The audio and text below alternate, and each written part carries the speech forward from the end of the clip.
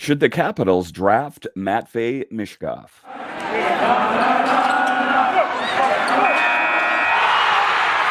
Your Locked On Capitals, your daily podcast on the Washington Capitals. Part of the Locked On Podcast Network, your team every day.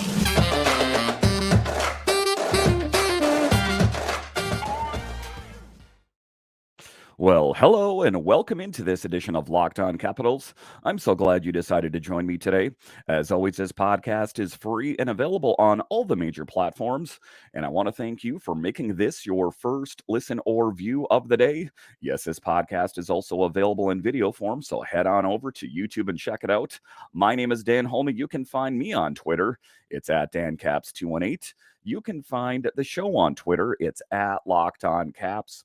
Today's episode is brought to you by Bird Dogs. Go to birddogs.com/LockedOnNHL, and when you enter promo code LockedOnNHL, they'll throw in a free custom Bird Dogs Yeti-style tumbler with every order. So in this edition, we will talk about Matvei Michkov. We will talk about the scouting report. Who is Matvei Michkov and what kind of player would the Capitals be getting? Then we'll talk about the weaknesses in his game. As much great things that we hear about him, he also has some weaknesses in his game. But just to get it going here, we will talk about Michkov and what kind of player he is. The Capitals would be very lucky to draft him, as he is considered one of the best players to come out of Russia since Ovechkin and Malkin. So the ceiling is rather high on him. And the belief is if the Capitals do get lucky enough to draft him, they will get one heck of a player. There are some caveats or, things to consider before drafting him, as he won't be available to the Capitals for a couple of seasons, as he is still under contract with the KHL. Michkov is signed to the KHL deal through 2025-26, creating a murky timeline for when he might be able to actually play for the team that drafts him, writes NBC Sports Washington. So there's some things to consider. It's my belief that if the Caps are lucky enough to get a player of that caliber, I'm going to go ahead and be patient. And I'm going to be okay if we have to wait a couple of years for him. I understand what I've said on this podcast, that I want this team to get better in a hurry. I want them to be competitive next year. But the position that the Capitals are in, I think that they should draft the best player that's available to them and kind of just put to the back burner if they have to wait a year or two in order to get him, because you don't want to settle for a player that's less than who you really want just because they're available now. I would rather be patient and get the player that we really want. That would be what's important. And if they're able to be patient and do that, I don't know if the Capitals will do that, or if they will, just want to sign a player that's available right away. But there is some talk there that he could get drafted by the Columbus Blue Jackets. So we don't know for sure if he is going to be available to the Caps or not. If he does, in fact, fall to number 8, Michkov, the best Russian skating prospect since Alex Ovechkin and Evgeni Malkin were drafted with the top 2 picks in 2004, would carry the highest upside of any player available. The Capitals have a history of taking big swings with their draft picks, selecting the highly regarded Miroshnichenko 20th overall last year, despite his Hodgkin's lymphoma diagnosis, and taking 2018 QMJHL number 1 pick Hendrix Lapierre with the 22nd selection in 2020 after he was sidelined with a spinal cord injury. So I do think that it is one of the strengths of the Capitals to kind of, look through things and vet these players out. When they drafted Miroshnichenko, there's a lot of teams that passed on him because of his lymphoma that he had. But the Capitals looked at the medicals on him, and they saw that it was in remission and that he was in recovery. And as it turns out, he will most likely be ready to play for the Capitals sooner than later. So if the Capitals, if Mishkov is going to be available to the Caps, I think for me, I would be willing to wait the year or two to get a really elite level player, if in fact he is available. Because again, these players aren't a dime a dozen, and if you just pick someone because they're available, hurry, I don't think that's a great thing. There's just as much of a chance Mishkov goes to the Blue Jackets at 3 as he does to the Caps at 8. Should another team ahead of Washington decide to roll the dice on him, there are other options, Dalbor, Dvorsky, amongst other players. But I do think that Michkov, I perceive him to be one of the best options for the Capitals. They're just going to have to be patient. On pure talent, he's arguably the highest ceiling player in the draft class besides Connor Bedard. The hype around him has been tempered, however, because of some serious question marks. Like I talked about, his contract through 25, 26. It'll be a while before he reaches the NHL, but this also means that whoever drafts him will have virtually no control over his short term development. And the development matters because while Mishkov's potential is sky high, he's far from a perfect player. And one of the things they spoke about, this was in the Athletic here, is that you kind of have to look at these KHL contracts is not rock solid. As we know that Miroshnichenko was able to terminate his contract with the KHL, we don't know if Mishkov would have that same luck terminating his contract with the KHL. So I think you almost have to look at it in terms of let's plan on him not being ready for a couple years. And if he is able to be ready, that's just a bonus. But I do think that it is definitely worth the wait to sign someone like Mishkov. Some teams have been hesitant about drafting Russians in general because of geopolitical situation pertaining to Russians' invasion of the Ukraine. Then there's the fact that the teams picking in the top 5 this year have no shortage of elite prospects to choose from because of the strength of the draft class. Some teams might wonder why take a big gamble on Mishkov when there are other enormously talented prospects available. And I think the Capitals would be most interested in him is because they're not drafting at number 1 or number 2 or number 3. They're down at number 8. And, potentially if there's another better player available, then go ahead and draft him. But we're just kind of drawing out scenarios of who would be a good draft pick if he, in fact, is available at number 8. And the video that I saw, which is very limited out of the KHL, he seems to be an elite level player. So I do think that I would go ahead and draft him if he is in fact available. But the tough thing is we don't know if he will be just based on the fact that, Columbus or something like that could go for him. Mishkov is going to test the patience and risk tolerance of many teams at any club.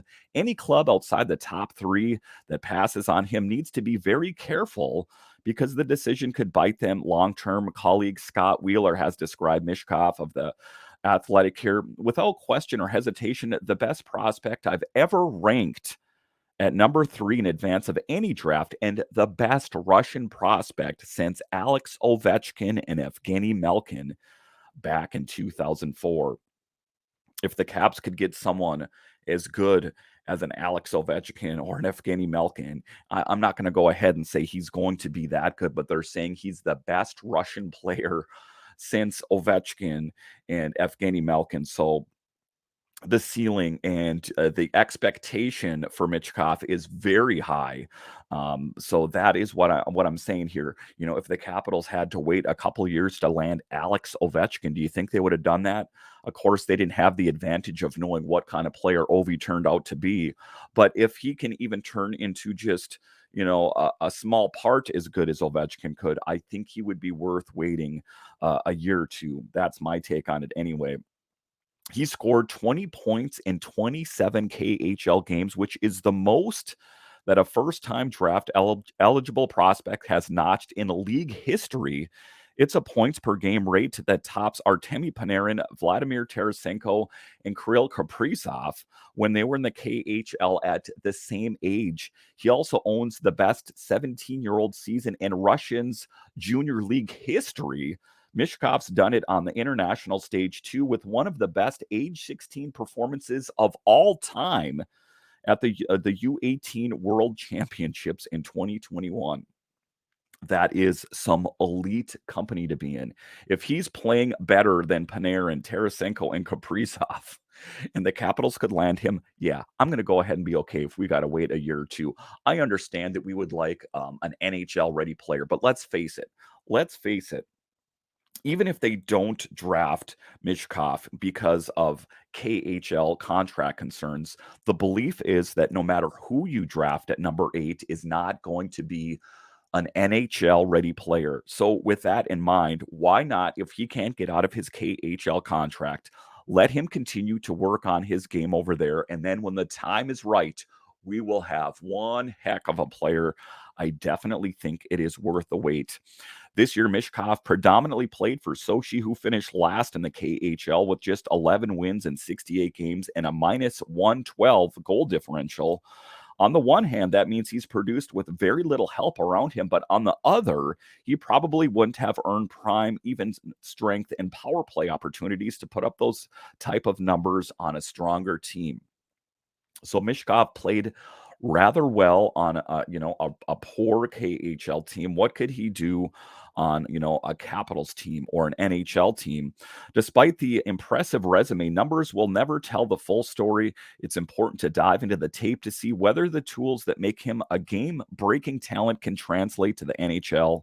Some of the reasons for pause with his game and whether it makes the risk of drafting him top 5 worth it. Finding Mishkov's film wasn't easy, and we had to look through YouTube and various sources to find what kind of player he is. In the video snippets that we are able to find on YouTube and through The Athletic here, he is most impressive. A little bit later in the show, we will talk about the weaknesses in his game. Of course, every player has weaknesses, don't they? So that is some of the things to consider about him. If the Caps could land someone like him, one of the best Russians to be drafted ever, for one, but the best since Ovechkin and Malkin, that is impressive. So if the Caps have to wait a year or two like that, I think it would be okay. All right. So next up after the break here, we are going to talk about his strengths. What are some of the greatest strengths of Matvei Michkov? We'll talk about that coming up.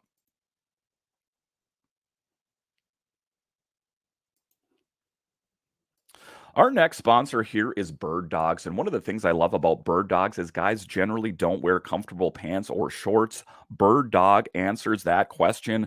I look better and I feel great wearing Bird Dogs. Their stretchy fabric makes my legs look great and they're comfier than any other shorts and pants. Listen, women always wear comfortable pants and guys have just always worn jeans or khakis, that kind of thing. That is why you need Bird Dogs. They are supreme in comfort. So you should go to Bird Dogs. So go to birddogs.com/lockedonnhl. And when you enter promo code LockedOnNHL, they'll throw in a free custom Bird Dogs Yeti style tumbler with every order.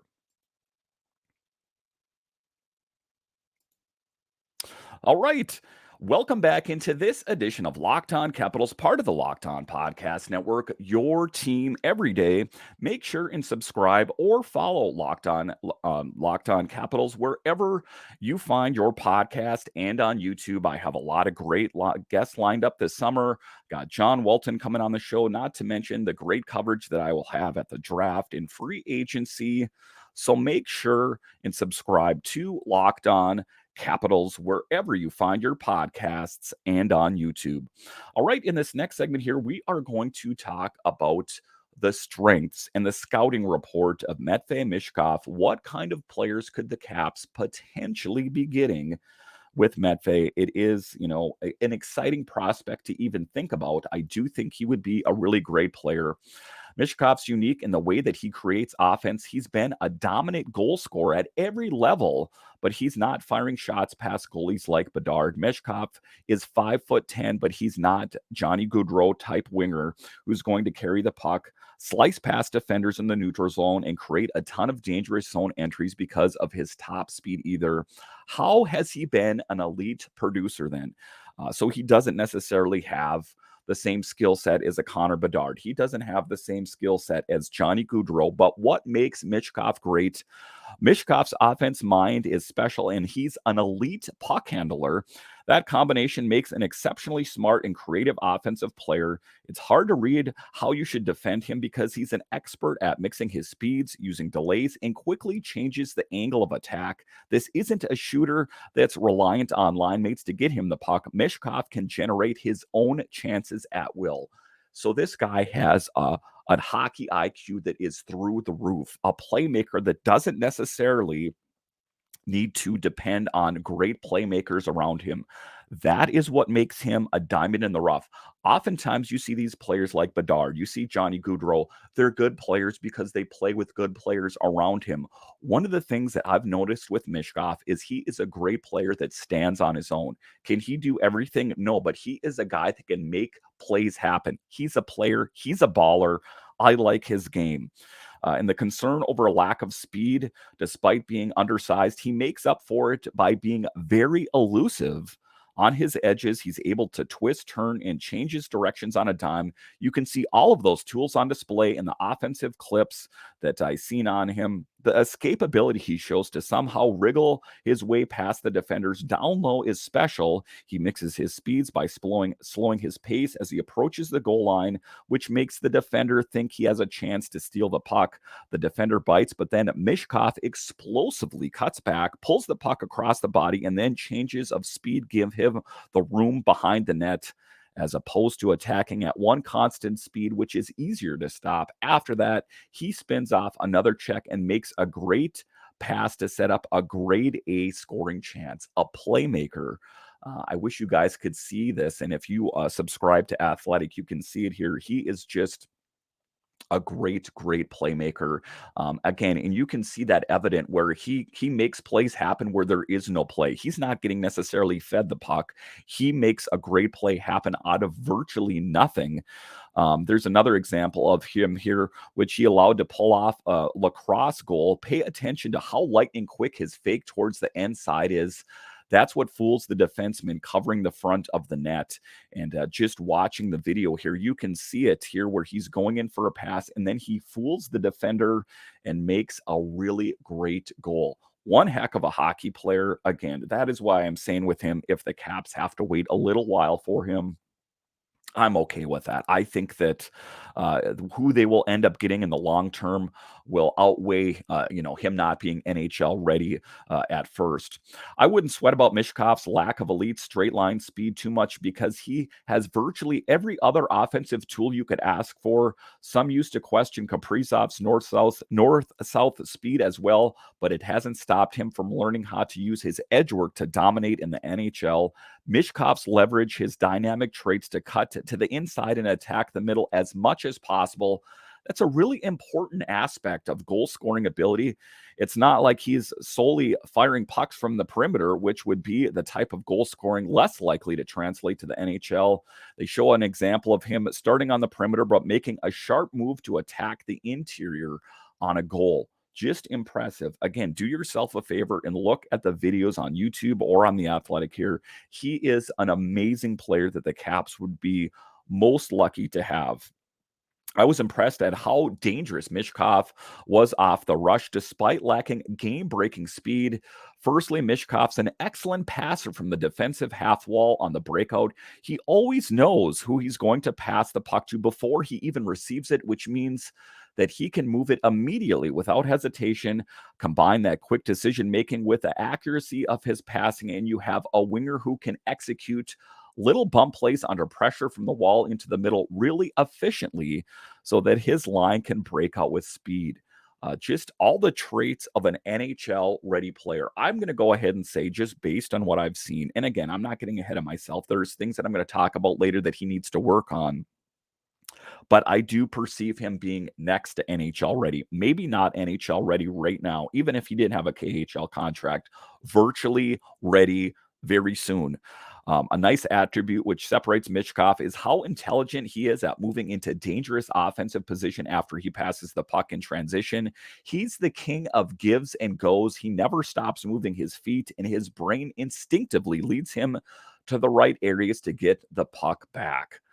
So just one heck of a player. Again, I do think If the Capitals end up, getting lucky enough to get him, I think that they will have hit the jackpot in one heck of a player that could be one of the best players to be on this team since Alex Ovechkin. All right, so coming up here, we are going to talk about the weaknesses in Mishkov's game. Yes, no one is perfect. Even Alex Ovechkin at first was said to be poor defensively. But what are some of the weaknesses in Mishkov's game, and what is the scouting report? We'll talk about him when Locked On Capitals continues.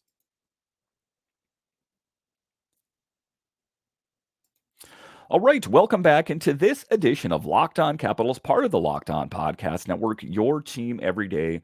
You'll have to excuse me as I'm losing my voice a bit here, so bear with me as I don't sound as good as I probably should here. So, what are some of the weaknesses in Mishkov's game? Like many young offensive player, Mishkov's defensive play needs a lot of work. He's a very passive when defending the point, giving opposing defensemen too much time and space to operate. Michkov also regularly blows the defensive zone early. Sometimes there are 50-50 puck battles down low in the defensive zone, and Michkov will drift into the neutral zone in hopes that he can make a quicker counter if his team wins possession, writes The Athletic. And you do see that evident in some of the videos here. Again, there's highlight packages showing his great play. There is things that show that he needs work. Again, he's a young guy. There's things that he needs to work on. Again, it wasn't too many seasons ago that we heard, talk out there that what a poor defensive player Alex Ovechkin is. I think that he has overcome that in as a better defensive player right now. But the good far outweighs the bad. If you take a look at Ovi, we'll take, him maybe not being as great defensively because he is such a great goal scorer. Same thing goes for Michkov here. So you got to kind of take the good and the bad here. You can't just, think that it's all going to be good. There can be lapses in his defensive work rate, which is unacceptable considering his size disadvantage. They show a play of him here where the puck is rimmed around the boards. Michkov lackadaisically reaches for the puck, and it creates a dangerous turnover. So something definitely that he needs to work on. Michkov needs to be a bit more responsible managing the puck in his own end as well. With all that said, it's worth remembering that Michkov is playing in the second best pro league in the world as an undersized 18-year-old winger. Of course, he's going to struggle defensively from time to time. Heck, even Bedard has defensive habits that weren't great in the WHL. And, there's a lot of talk about Connor Bedard as being one of the best players to come along in a long time.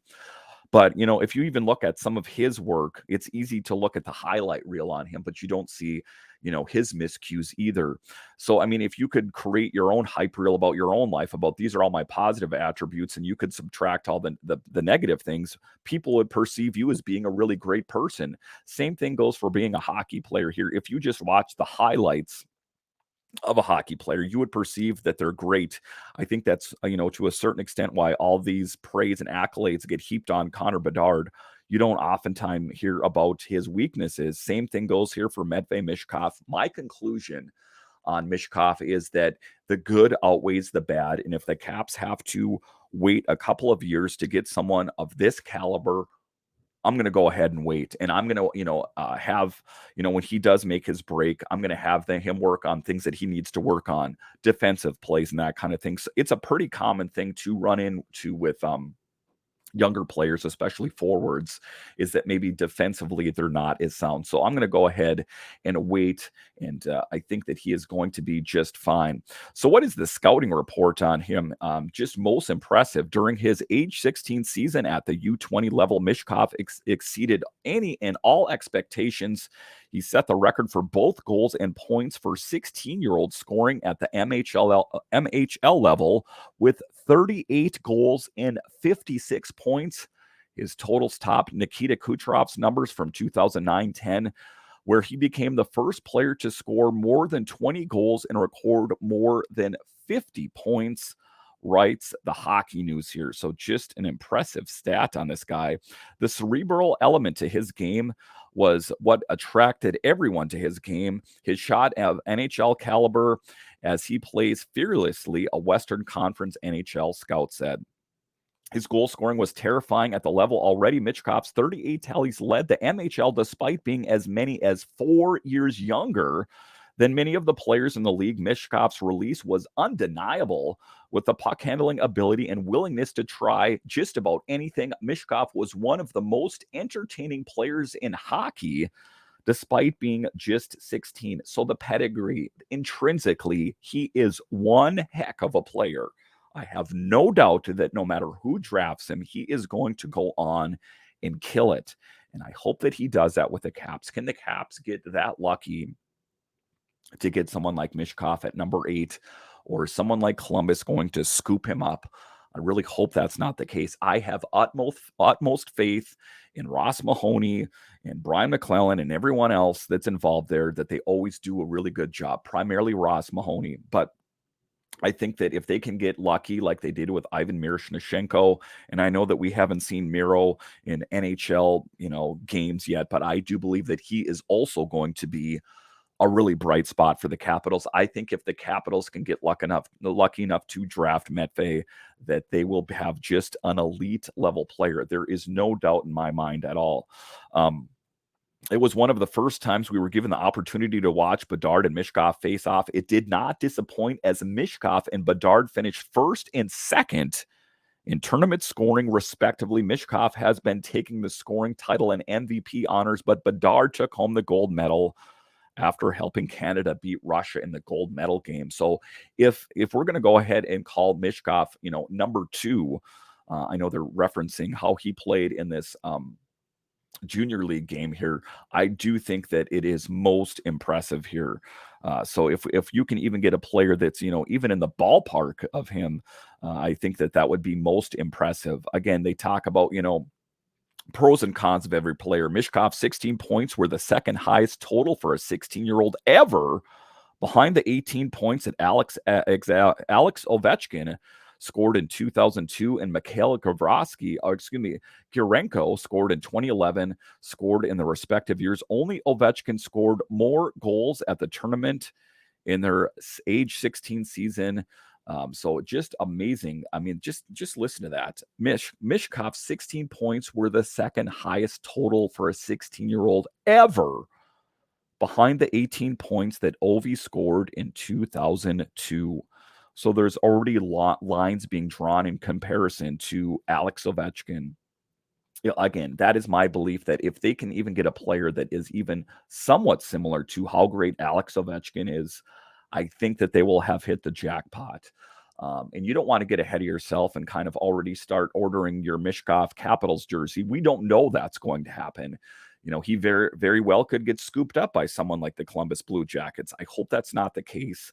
But it's all about the teams that were involved in Team Tank. You take a look at the Anaheim Ducks, the San Jose Sharks, the Columbus Blue Jackets, and we know the Chicago Blackhawks are most likely going to draft Connor Bedard, right? So it's kind of unfortunate that these teams that were involved in purposely tanking, I'm talking about the Sharks, the Ducks, the Blue Jackets, and the Blackhawks, that you almost get rewarded in a certain way. If you even take a look at the Blue Jackets in particular, the last couple weeks or month of the season, the team wasn't even recognizable. There were virtually 0 starters on the ice. So I do think that in years to come, there will be things that they put in place to help, stop or stymie teams tanking on purpose. I guess it's a bit hard to decipher if a team is tanking on purpose, but if you have a team that has virtually no starters on the ice, I think that's a pretty safe conclusion to come to. But just my wrap on this show here is the Caps would be most lucky to draft someone like Matvei Michkov, even despite the fact that the Caps would have to wait a couple years. Most likely, anything's possible. He could potentially break, his KHL contract, as we saw Ivan Miroshnichenko do that. But I think the good outweighs the bad, and if the Caps are lucky enough to have someone like Michkov available, ching, ching, ching, you won the jackpot. All right. Once again, I want to thank you for joining me on this edition of Locked On Capitals. Are you an everydayer? I'd love to hear from you. Hit me up on Twitter at DanCaps218 or at Locked On Caps and say, hey, Dan, I'm an everydayer of Locked On Capitals. I'll give you a shout out on Friday's show. as we want to thank George Spencer as saying, I'm an everydayer, and Eric Gustafson, rather, here. It's kind of an odd spelling here, as they came out and said that they were an everydayer of Locked On Capitals. And I want to thank you. When you're done listening to this show, head on over to Locked On NHL, as they have you covered in the Stanley Cup push there. So head on over to Locked On NHL, available wherever you find your podcasts and on YouTube. And also, if you are a Capitals fan living in the DMV area, there's Locked On shows for Locked On Nationals, Commanders, and Wizards. We have you covered here at Locked On NHL, so check out those shows today. All right, my name is Dan Holme of Locked On Capitals, where it is your team every day. I'll talk to you again next time.